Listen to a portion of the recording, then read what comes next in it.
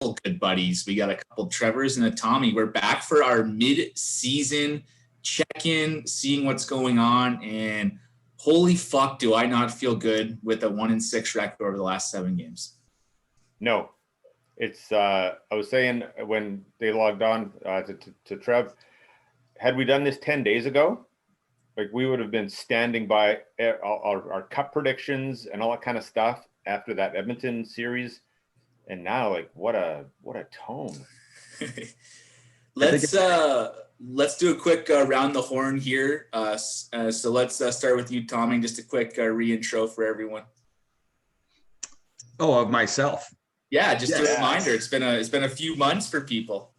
I love joining in on this podcast. I'm the wacko from out east that's converted out here as well at being on the West Coast, and I'm having the worst season. I don't even want to talk. Like I really, really wanted to do this podcast, and then I think I was tweeting with Trevor a little while ago after the Ottawa game, and I was like, I can't do this anymore. I don't even want to watch. I didn't even watch the game last night. Like I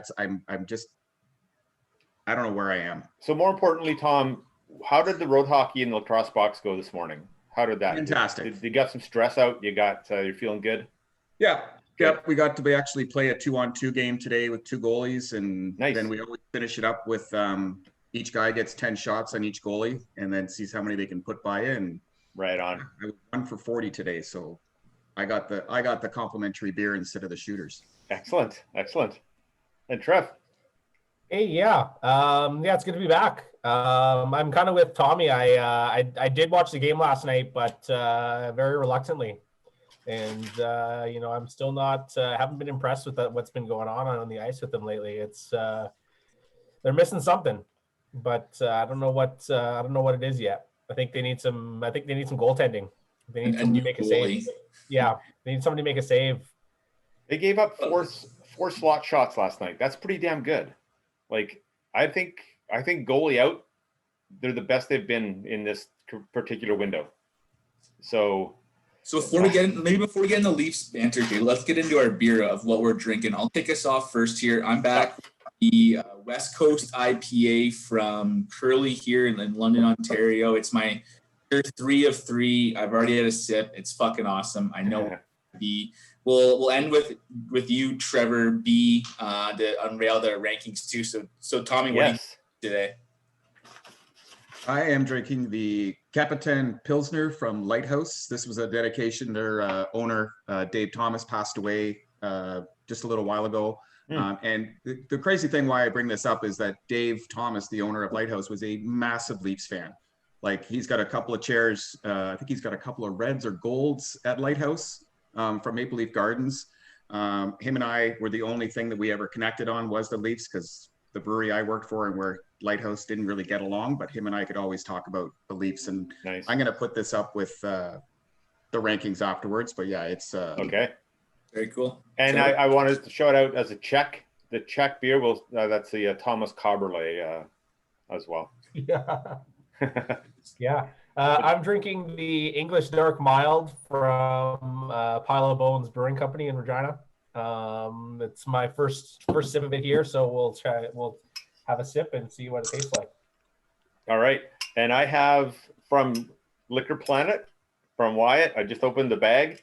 It is Fieldhouse Brewing Company, which they're just so good. They do so many good beers. We've had them, I think it might be our 3rd. It's the Double Scoop Waffle Cone Stout. Lunch is served. Yeah.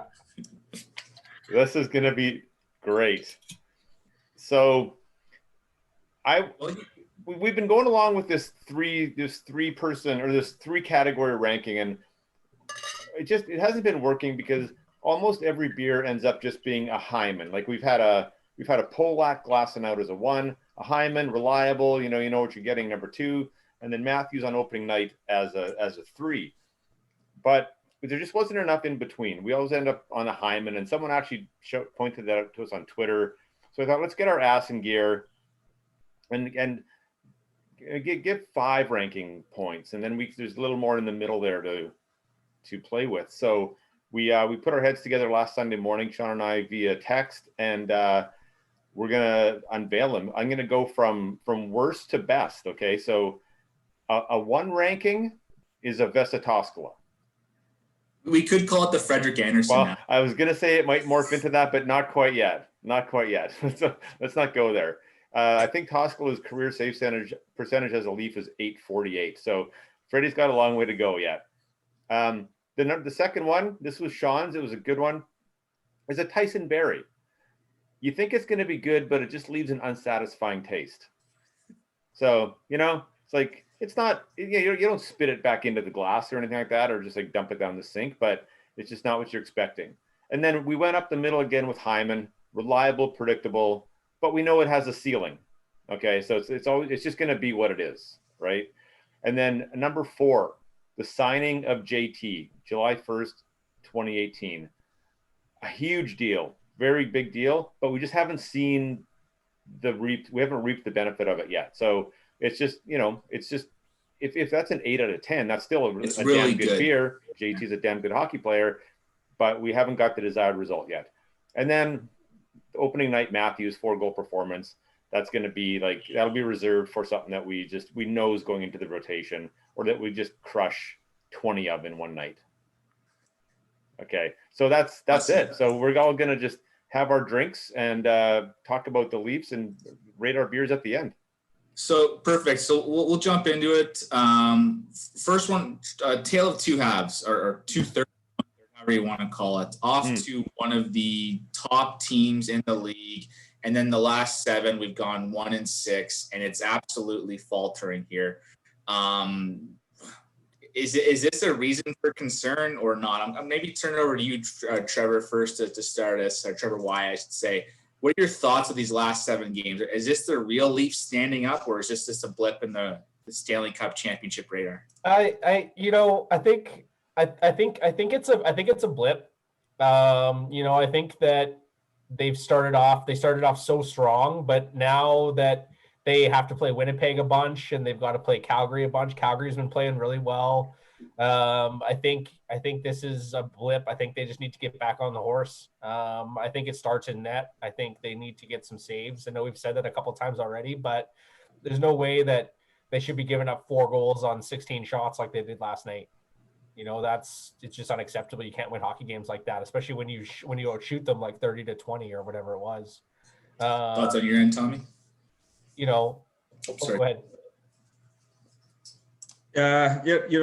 I've tried to think about the goaltending part, and for me, I think we've just got so much veteran leadership that's just kind of, but none of them are stepping up. And I kind of, go back to where Trevor was going to say that, JT we need a big year from him. And even with that ranking of where he is, and you're like, you expect more, like that's where I am. I've never really complained about him. And Willie pains me to watch sometimes, because my dad always said, he goes, these are the kind of guys that just watch the game, and then when they get involved, they get involved. But my dad always said to me, and I was like, oh, I had a good game today. And he goes, no, you watched the whole game. You just watched the whole time you played. And I was like, what does that even mean? And now I watch Willie all the time, half the time he just watches the game play. And that second line, which should also be a first line and on any other team in the league, does nothing. And he's kind of in the game, he's out of the game. I just find it's A, it is goaltending, but B, I just really don't think that the team that has picked itself up at any point and said, let's, or Sheldon Keefe calling a timeout when he needs to put that team back together, because sometimes I still think they just have such a fragile way about them sometimes that they get flustered, and all of a sudden you're down 2-0 to Ottawa, call a timeout. Let's regroup. Mm-hmm. Like, we outskill these guys play by play, by position the whole way down, and we're going to lose to them again this season. Yeah, at some point where you're like, we should be banking those points. Yeah, totally. I get it. You want to go, Sean? I was just going to say, I can't agree more with your comments around Nylander, because it's such a, the media love on for him because he scores some big goals. Yeah, but you watch him and he does that. One game he scored 2 goals, the game tying goal and the game winner in OT. He was fucking horrible for 50 minutes of that game. Watching the play, not into it. And I just, Nylander's been so off for me this year. And it seems that the media is big. The big hard on this year is to don't bash Nylander, where I don't think his game has been there. I think it's affected Tavares. I personally really like Tavares' game. I think he's had no line mates. He has one line mate, has all the skill in the world, but doesn't show up for huge chunks of the game.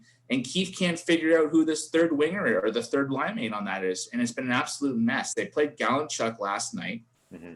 He's fine. But there's been Kerfoot, Mikheyev. And the one person that they haven't gone to there that was absolutely a stud with JT in year one is Hyman. Yeah.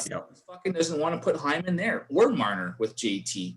It's almost like they're putting JT out on this island to try and sewer him to play into Matthews and Marner of what they want. And I don't know if that's true or not, but from the outside looking in, I think that JT's being kind of scapegoated here, where if you look, like, he gives a shit every shift he plays. He's one of the top face-off man in the league. I love his game where he just gets shit on. And I know, Trevor, you like to shit on him a lot here or through text to me. Yeah.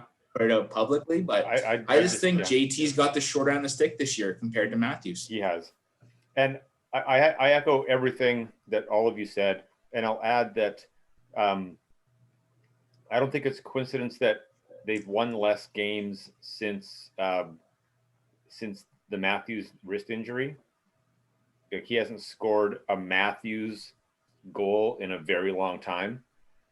And he had the beautiful deke in overtime, but he's not who he normally is. So I don't think that's a coincidence, because when he's popping one goal a game, sometimes two, you're making up for some shit goaltending there, right?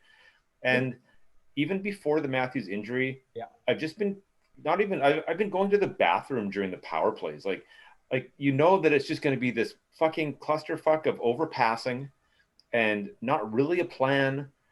And it's just like, so those two things, like, and the power play stuff goes further back than that. Like, that's almost half of the season that it's looked really disjointed after about a 40% start. And I don't know if that's personnel or structure. And I do want to emphasize Sean's point of, I just want Hyman digging pucks out with Tavares and Nylander, if they're going to keep Tavares and Nylander together. And like Galchenyuk, I mean, they're giving him a shot. He's not the answer. He's not what JT needs. I don't think they're maximizing the top six. And I think that's a good point, Trevor, on the power play, because we've not seen Matthews go back to the spot where he has a stick on the inside of the middle. Like, he is still not gone back there. Tried last night a couple times. They have him on the other side though for that one timer, and until he gets back in that spot, the power play has been terrible. I agree with your comment. Yeah. Goes into our next thought here of, are we still a juggernaut? Because when that power play is clicking, this team is a juggernaut, because this team is a high skilled team. They can put pucks in that on the power play, and you need to have good special teams to win a Stanley Cup here. And right now, the power play is not doing well. The penalty kill is not doing well. So I'm going to throw the question out here. Are we still a juggernaut right now? And we'll go to Tommy here first. I'm going to say no. I think I go back to where I think Trevor and I were tweeting that one night, and Ottawa was up 3-0 after 2 beers, and I didn't want to watch the game anymore. And I'm like, this team cannot respond. This team is fighting back against weaker teams all the time in the third period, trying to like put on a show and score as many goals as possible. And we're pulling goalies with 5 minutes left. Like, this is not how juggernauts play. You get a lead, you defend it, and you bring it into the third, and you're able to protect a 1 and 2 goal lead. And they're always chasing the game now. And that's not how you watch any juggernaut walk into the playoffs. Like St. Louis, when they had their run, they were dominating teams. They were getting great goaltending for one, but they weren't chasing the game like the Leafs are. Yeah. You keep bringing up Ottawa, that one game, it kind of hurts me a little bit, because I'm met with my family, and because the Leafs were to win, I think 6 or 7 of the games they play against Ottawa. Now myself and my cousin have to pay for a bar tab with our Ottawa family now. That was a turning point game for me. A total turning point game. I saw they stated a stat on the broadcast last night where in the last year and a half, so that's a that's a calendar year and a half. I don't know how many games are including in that Frederik Andersen has let in the first shot 10 times. Like even in a regular season, if that's 2 full 82 game schedules, and you're talking about a season and a half of actual games, 10 on the first shot, that's a lot. And then like you said, Tommy, you are chasing the game. Like you and yeah, like, and I think go ahead, Trevor. no, and I think it says a lot about Anderson too. He's struggled out of the gate, and I mean, that's. I don't know if you can rely on Hutchinson since Campbell's been gone, so you have to put Anderson in net, right? So that's the struggle. And to go on the juggernaut section there, like I don't think they are juggernauts anymore. I think the teams have figured them out. I think because they're playing the same teams over and over and over again, it's easy to get a jump on them. Their penalty kill hasn't been very good. As Sean was saying, their power play hasn't been very good. And I think it has a lot to do with Matthews. I know they put a lot of pressure on Matthews, but he hasn't been producing for whatever reason. Marner had a goal last night, but he hasn't really been producing a ton as in this skid either. So, it's I don't think they're juggernaut. I think they've got a long way to go before they can be. I don't think they stack up to Vegas or Colorado or some of the other teams down in the States. I don't think they're as talented right now. I think they need a lot of work to be able to fix the ship. Those are some great points, and we've touched on it a few times here. And it by just because of where we're at, the goaltending we need to get into because since it's the start of the year that I have zero faith in Frederik Andersen. Even through when he had a few hot games, I didn't change my take on it. I have zero faith in it. We have Jack Campbell coming back from injury here. My honest hope is I want him to run with it here. I hope he pitches a good game against Calgary tonight. I hope they get the win. I hope he stays healthy and they can go for a run here because right now, I don't want to see Frederik Andersen.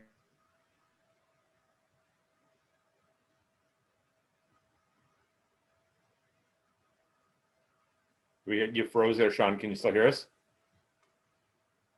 20. Yeah, sorry. Technical difficulty. Yeah.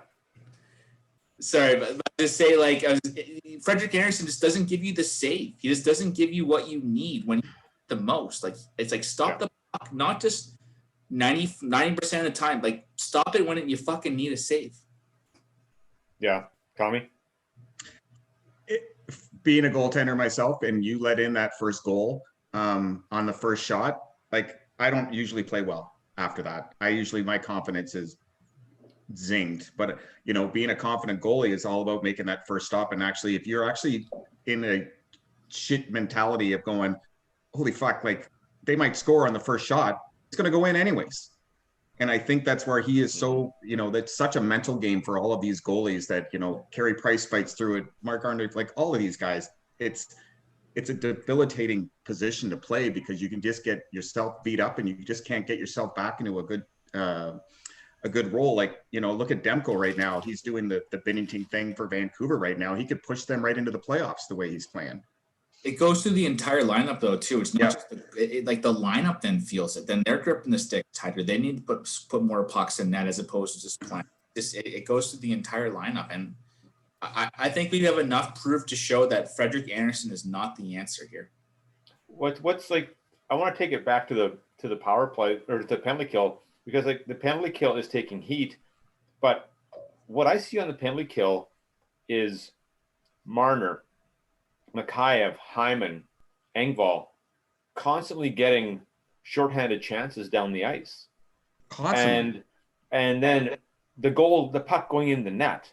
So is the four guys on the penalty kill bad, or are we not getting the saves?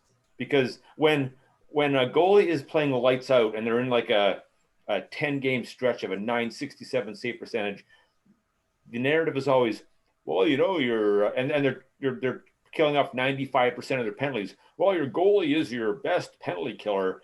So it's got to go both ways. I mean, right now, Freddie is our worst penalty killer. If you want to get the glory for being the best penalty killer on the team, you got to take the heat when you're only killing at a 50% rate over a extended period of time. I mean, that's fair. I made comments to you, like I watched that penalty kill, and those guys you mentioned there, they're so like they want to go score a goal and create offense. By the time they get in the defensive zone, they're gassed. Like they're not aggressive. They're very aggressive in the neutral zone. They're not aggressive in the defensive zone. They're playing their system. They're not moving around much. They're tired, and the penalty kill hasn't been working for me. Where they're trying to create offense off it. I get that, but I would rather see a much more aggressive PK in the defensive zone as opposed to this passive one they're playing right now. Right. Like the 1-1-2 with the two defensemen on the post, and then like the top forward is kind of going back and chasing the puck. But it's very passive to me, where I'd rather see a much more aggressive defensive zone PK and give up some of that offense, where I don't need Marner going 2-on-3 or 1-on-3 to try and score a goal. I'd rather have him out there with Matthews to do that. Yeah. So let's go around the table, and let's just all say if one of these things is true. Kyle is shopping for a goaltender at the trade deadline, like an actual starting goaltender, or he has complete faith in Freddie, like he did state earlier this week, and that he's working through some injuries. Which one? Like, what do you think? Do you think there's, if something presents itself, is he pulling the trigger on Freddie? I'll start off. I don't think they're going to pull a goalie trade. I think it's going to go all to his confidence, right? I think Kyle Dubas and the whole Shanna plan will be like, we've got to keep Freddie's confidence up. We've got to keep him as our starting goalie. We've got a good backup. And I don't think there's going to be, I think there's zero chance of them trading for a goalie. Okay. Yeah, I don't think so either. I think that Freddie is Dubas's guy right now. I think he's going to stay in the net for the foreseeable future unless Jack Campbell can go on a run and steal some games for us. But no, I don't think that Dubas is going to be trading for a goalie this trade deadline. I think there won't be a trade, but if he did it, it would be absolute stealth, because if anything got out, it would just kill his confidence. Mm-hmm. And I just hope that Campbell can make a run with it, because I just don't think Frederik Andersen's the answer. I've watched 4 straight playoffs, 4 straight first round exits, and he's been a big part of why we haven't got there, of poor play in deciding games when it's high pressure, and going back to what Tommy was saying earlier, where it's between his ears. And and if he wants to be a top 10 goalie, he's got the size, he's got the skill. He just, when you need to make a save, he just struggles to make a save. And it's no knock against him. He can't right now. He has no proof to show he can do it. If you had Dubas's job security and a trade became available, would you rather be known as the guy who stuck with Freddie and they had a first round loss, or took a bit of a swing and had a first round loss? I don't know. I think for me though, I think Jack Campbell could be a real answer here. I've loved the way he's played. He needs to stay healthy, and Keefe needs to let him play a few games in a row to really show us what he can do. Mm-hmm. I think we might have I think that trade may have already been done. Yeah. We don't want to piss off Freddie for whatever reason here, where it's like you don't want to offend him. Yeah, because I think if you're going to trade for a goalie, you're trading Freddie. Like he's going to have to leave to bring somebody in. It cap stuff as well, right? Yeah, and I think it was Bruce Boudreau that was, I think it was yesterday or the day before, and he was just talking about the Leafs and what they have to do, and I totally agree with him. He was like, any price that they have to pay to win it would be worth it. So whatever you do, Kyle Dubas, it will be worth it if we win. But if you don't get past the first round, like we've got the prospects, we've got the pool, we've got the draft picks, like spend. spend. Yeah. So going on that, let's say you can make one deadline deal. You can do whatever you want here. You are Kyle Dubas here. Let's make it realistic. What are you going to do? And I'll go first here. I'll throw myself out there. For me, I think realistically, they're not going to be trading for a goaltender. It's just in-season goalie trade like that is tough, and I don't see Dubas doing that. I think it'll be for a top 6 forward. I think it will be for Raquel from Anaheim with either a first-round pick going out or Robertson or Amirov for that. One of those 3, and Dubas will swing for it. Trev? I don't have a name specifically. It's kind of tough for me to think of somebody specific, but I think they need a bottom 6 guy, somebody who can kill penalties. I think they need to get Marner off the penalty kill. They need somebody who can block shots. They need somebody who can play those hard minutes, who can maybe put the puck in the net every now and then. But I think they need a penalty kill specialist, is in my opinion. Tommy? Well, I kind of like these 2 guys. Like I like the whole. There's a couple of guys in Columbus that I really like, and I would love to see them as Leafs. And the first one would be Foligno. Always been a big Nick Foligno fan, and if we can package Foligno and Savard and pull them both out of Columbus, both being on the trade bait board, throw in Elvis as well, and we'll throw Freddie in with Lindgren first. I don't care. I don't like empty the cupboards, man. Like, let's get I think Philadelphia is going to make the worst mistake in the world, and they're the one that's going to overpay for Matthias Ekholm out of Nashville. I think there's just so many cap problems and so much stuff with the draft coming up with Seattle next year that being able to protect.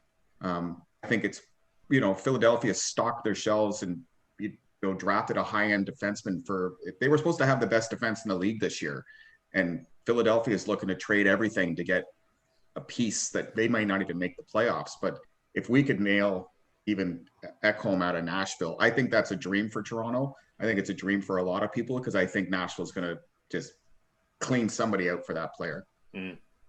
Yeah. No, they're gonna get a king's ransom for that player.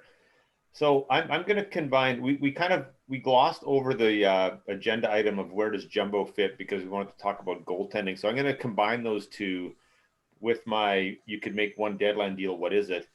I don't think Jumbo fits where he is, but I think they have the players on the team to fill that void if they construct their top 6 properly with the players that they have. And I'm not even eliminating Spezza as better than Jumbo, and maybe he deserves to be up on the wing with Matthews and Marner even more than Thornton right now. So I've seen Hall's play slide a little bit lately. Riley's not the player that he was, and I'm not shitting on him, but he's just not 2 seasons ago, Riley. I think you got to supplement your top 4. I think you got to look to drop Hall down with Bogosian maybe. Maybe you deal Dermott and a prospect. Maybe you don't pay the price that Tommy just suggested Philly might pay for Ekholm. But I think you have to go and find a top 4 defenseman, a legitimate top 4 defenseman. And off the top of my head, and I know I've been pumping the tires of that Jersey guy on Twitter lately, Kyle Palmieri, but I just think the immediate need, and I agree with Sean, goaltending trade just isn't going to happen. It's the top 4D. And you got to create depth, because we're like an injury away from seeing like Mernson or a very unseasoned and oft injured Sandin up in our top 6, and that's not getting you past anything, no matter how good your goaltending is. All right, so some good discussion there. Let's look back now to what our preseason picks were. We'll go around the horn for each person to look at what their North Division standings were, and kind of, are you sticking with it, or do you want to make a change? But before we do that, real quick, just want to go through what our USA Division winners were, or where we thought they'd be at. Yeah. Some pretty big failings for myself, Tommy, and Trevor, where we all thought the Rangers would be leading the Metro, whatever it's called. Rangers are not going to probably make the playoffs. Washington doing very well with Trevor Bass picking that one. I nailed that one so far. Yeah, so far. Within the West, we had a split with myself and Tommy with Las Vegas, the two Trevors on Colorado. St. Louis obviously has been played pretty well there. So they've come into the equation. So toss up. And then finally in the Southeast, or whatever they're calling that one, again, the three of us, Tommy, myself, and Trevor, we're all on Tampa Bay, and then Trevor Bass with Carolina. It looks like it'll be Tampa Bay. It's all been Connor McDavid for the Hart Trophy, but Andre Vasilevsky is unreal. He's like 10-0 in his last 10 starts and .950, 3 shutouts. That Tampa's a wagon, and I think so. That's where USA look. Does anyone want to make a big change outside of the Rangers to where they were at from their picks at the start of the season? I'm going to double down on Carolina. They're only 2 points out from Tampa. And I think, you know what? This morning I just listened to the predictions portion of our preseason one, just so I could sort of remember. I had some really shitty hot takes, by the way. That entire podcast, that was awful. Shocking. And, Shocking. but we did agree that Eastern, the Lightning division would be the toughest division, and it's proving out. But I'm gonna stick with my picks. So Trevor, maybe jump us in, Trevor Bass. You go over where you were at for your North Division. You had Toronto, Calgary, Winnipeg, Vancouver in that order, making the playoffs. Are you happy with that, or are you making a change? So currently it's going Toronto, Edmonton, tied in points now, for gosh sakes. Winnipeg, Montreal. So I obviously I want to take back my Edmonton pick. I had a very long diatribe about why they aren't going to be very good, and that involved Barry and Clefbaum and the goaltending. But I still think Calgary. I picked Calgary second. I know Tom picked Calgary first. I think Calgary has a run in them. I think Calgary has a run in them once they get used to the system of Sutter. And you can't sleep on Markstrom. So no, I'm gonna stand pat. Except I'm sorry to my Edmonton friends. Fair enough. And then Tommy, you had Calgary, Toronto, Edmonton, Van in that order, making the playoffs. You making a change? Or you sticking with it? The only change I'm making, I'm still gonna keep my top three. But I'm going to swap Winnipeg and Vancouver. I'll have Winnipeg taking out Vancouver. I totally agree with Mr. Bast. I think Calgary is still the ability for them to go on a tear. Markstrom being healthy and staying healthy. I just think Edmonton can go on these runs, and their East Coast podcast of their Oilers are probably saying the same thing. Maybe we're not the juggernaut, because all we have to do is either one of those goalies could go on a very quick tailspin. Both those goalies aren't consistent in Edmonton. Both are on great runs. I picked Mike Smith up in my fantasy hockey thing where nobody was touching him before he started. Yeah. And he's been on a great run this season. But I just don't know how long that was. He 41? Yeah, he's up there. He's grizzled. Yes.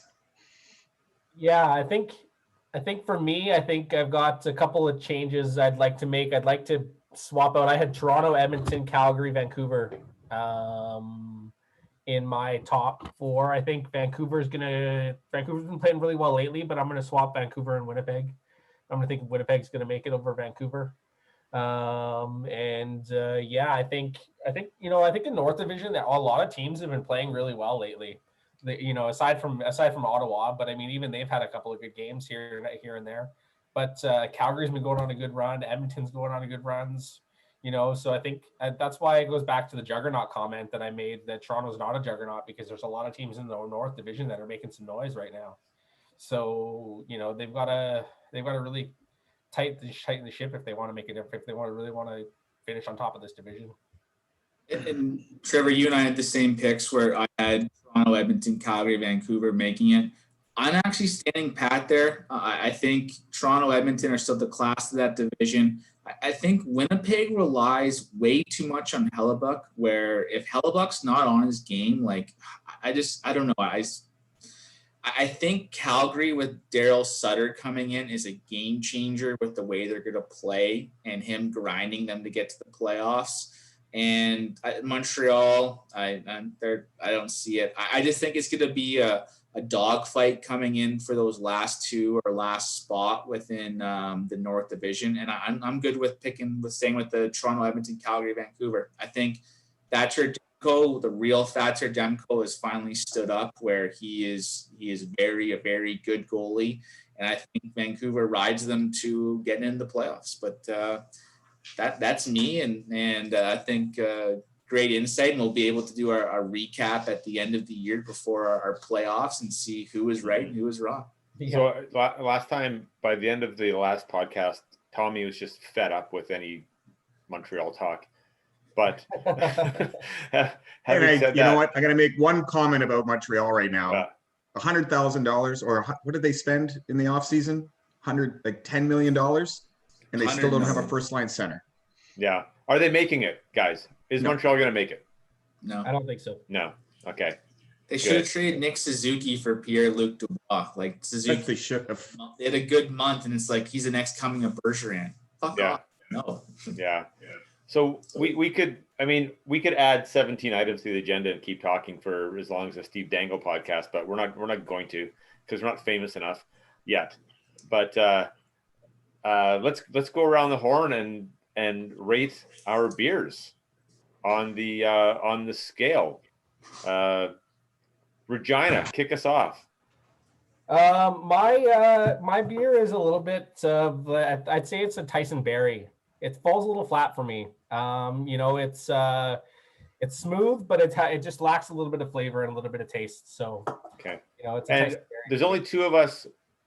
I'm assuming there's only two of us who understand the Pile of Bones reference from Regina historical context, right? Tom, Trev? Yeah. I have no idea. I'm not going to get into it. But no, okay, Tommy. They're really not that exciting. Well, since I kicked off the episode with JT, I'll give this a JT rating. Give it a JT rating? I certainly will. Yeah. So it's, a JT rating is like a 7-8 out of 10. That's a good beer. Yeah, it's a great beer. It's just a Pilsner, and it's just not going to go any farther. Yeah. It's staying in its lane. Exactly. Right. Sean, tell us about Curley Brewing Company, the last one we've got from them. The third of my third of three from them, it was the West Coast IPA. For me, it was a JT. It was an excellent beer.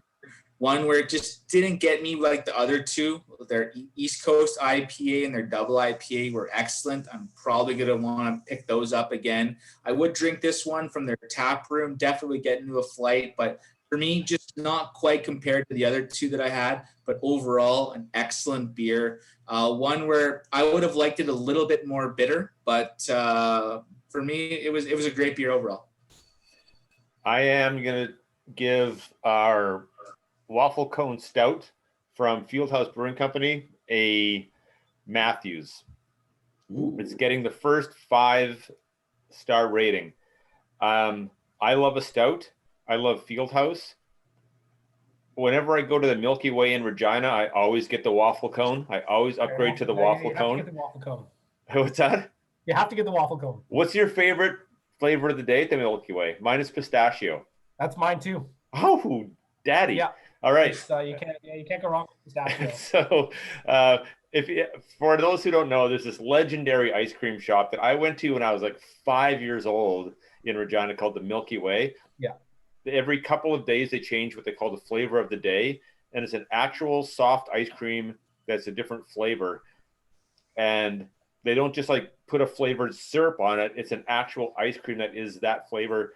There's pistachio, there's orange, there's coconut, there's like, it's insane. Anything you could imagine. Like, I follow them on Twitter now just to see what the flavor of the day is, so I can just like feel like I'm a kid again. Like it's awesome.